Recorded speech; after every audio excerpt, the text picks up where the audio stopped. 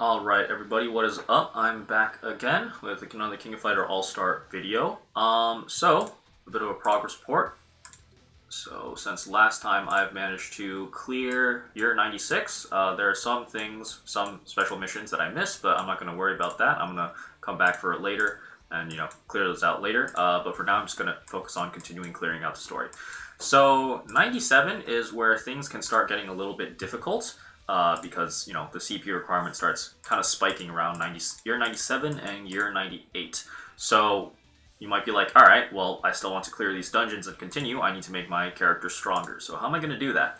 Well, first of all, so let's go with Swimsuit Kula here. First of all, make sure that your character is leveled up enough. It's level 50, right? So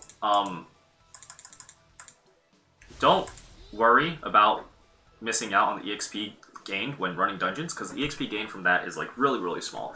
8% of the EXP that you give your characters is going to be through these EXP capsules right here. So don't worry about lost EXP, just make sure everyone's at level 50 to squeeze as much CP out of them as possible. Second is we're going to look at some cores, alright? So this is the core tree.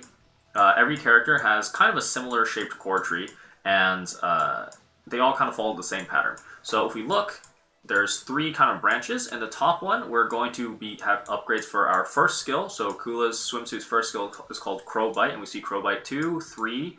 If we go down to the end, we get Crow Bite 5. The second branch right here is for the striker type skill. So you can put strikers on your team who you can call in to either do an attack or provide a buff or do some kind of debuff. And that's going to be on this row right here, the second row. So you can get your level 4 striker skill at 48, which means that you can get a lot of fighters pretty decent striker skill without investing too much of them, and the last skill is at 88. And now the middle tree, this tree is for your finishing move and your 2 passives. So I'll come back and talk about these later. And the bottom tree right here has skill levels for your second and third move. So we have Lay Spin Sit and we have Counter Shell as our 2 kind of extra moves right here. Okay, going back to the middle tree, we have our finishing move right here that you can see. Skills for your finishing move on the top, right? Diamond Edge right there, level 3. And you also have 2 passives. So every character is given 2 core passives. For Swimsuit Kula, it's called the Cat Tube and Marine Look. And so if we look at these effects, damage decreases damage received from enemies by 6%, right? So it's free tankiness. You also have Marine Look, increases damage of all active skills by 5%. So Swimsuit Kula's cores aren't super impressive, but they're free stats, right? So to get the most bang out of your buck for right now, what you want your cores to look like is, again, you should have these 4 cores, so your character has twice as many skills to work with, and then make sure that you get both of your passives like this.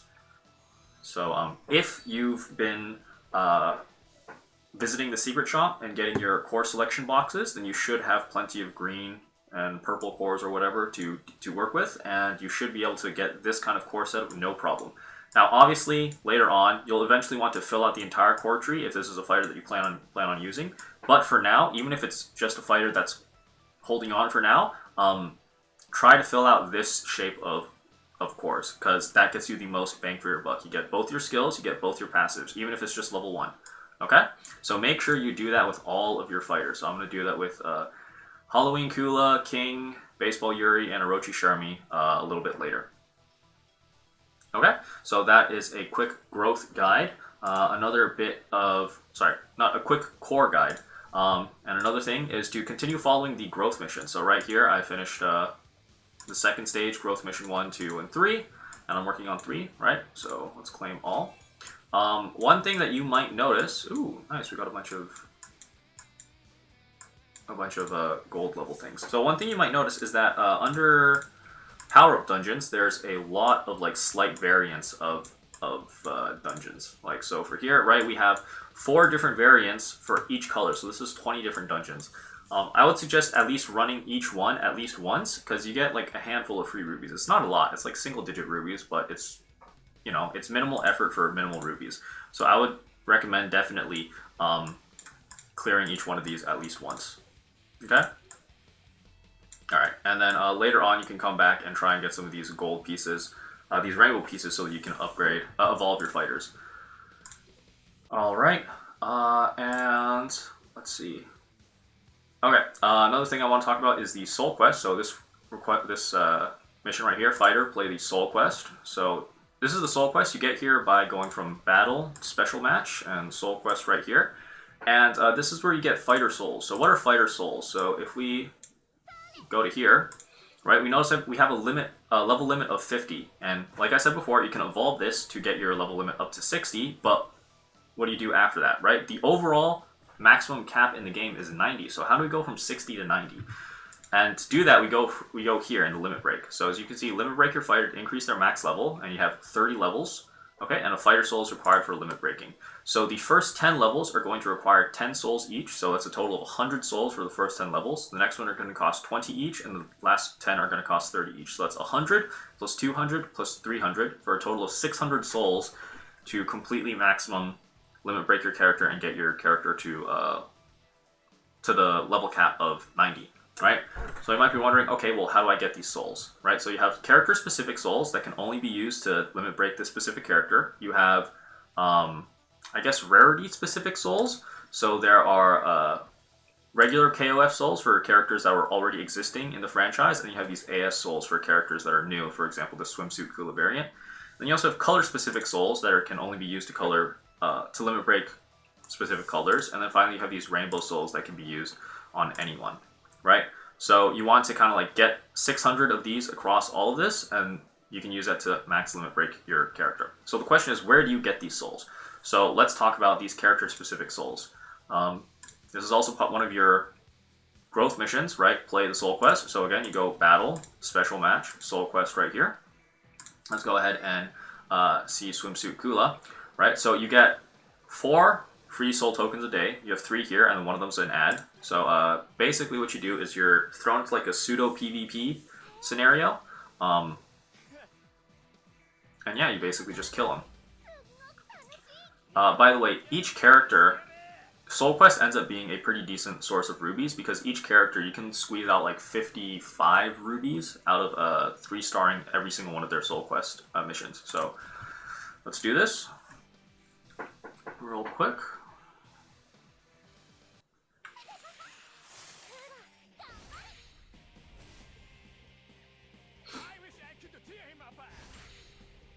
What did he just say? Okay, so just, you know. So there you go. Just kill him. Right, and doing soul quests, and soul quests are limited, entries are limited per day. You want to make sure that you clear the missions as you go. Right, so there you go. Less than 20 hits, use dodge 3 times or less, and we get a handful of souls for our trouble. Alright, so the rewards are, for running normal difficulty, you get 1 soul per run. For running hard difficulty, you get 2 souls per run. And for running expert difficulty, you get 4 souls per run. So the difficulty scaling goes, at normal rank, you have 3.5k requirement. And you have 5.6k requirement. And I believe expert is like between 7 and 8k.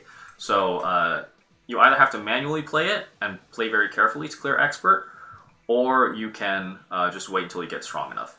And by the way, once you finish and 3-star a mission, you can use skip tickets to just get the rewards. So you can only have to manually clear expert once, and then you can just use skip tickets to get the rewards. But I'm just going to do it once for now, demonstrate that, and then here we go. Play the soul quest, and we get some free stuff, right? And then one of these missions is limit break a fighter.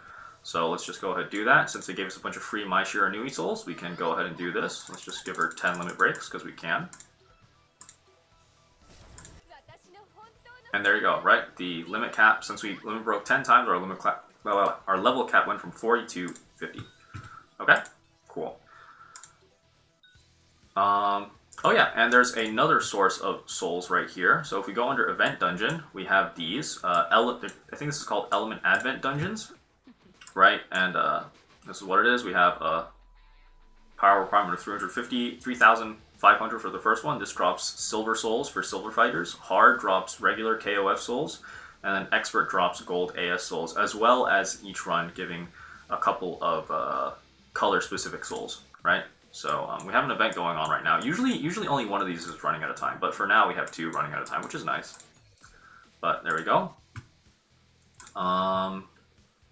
And yeah, that's kind of where you get souls. So I'm going to patch out the rest of my characters and get them to level 50, give them some cores, and I'm going to go try and clear at 97. And once I do that, I'll be back. I think this video might be a double episode because I haven't uploaded in a few days. So I'm just going to do 96 and 97 in one video. All right, see you guys in a bit.